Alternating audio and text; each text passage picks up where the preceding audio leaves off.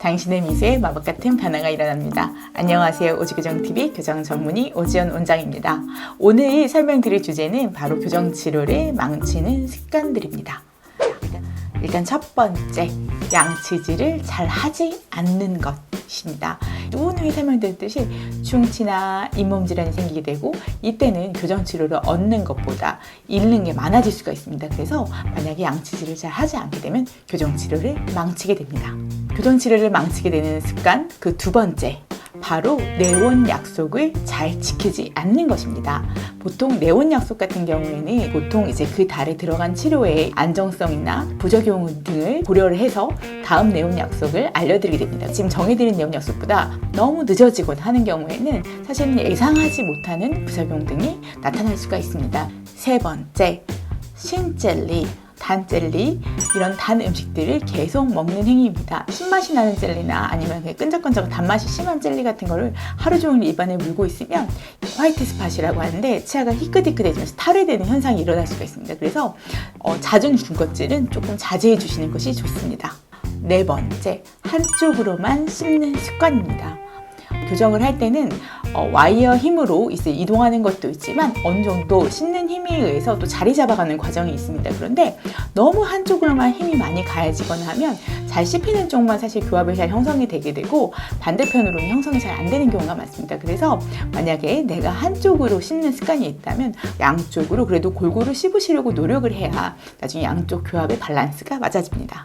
그 다음에 다섯 번째, 병원 지시사항을 잘 안 지키는 경우. 요거는 어떤 경우냐면 예를 들어서 고무줄을 끼라고 했는데 끼지 않는다든지, 나사를 심고 이제 흡연과 음주를 하지 말라고 했는데 이제 그 지시사항을 어기고 흡연을 한다든지, 이런 식으로 지시사항을 잘 지키지 않게 되면 부작용이 나타날 수밖에 없고 당연히 치료 결과가 좋지 않을 수밖에 없습니다.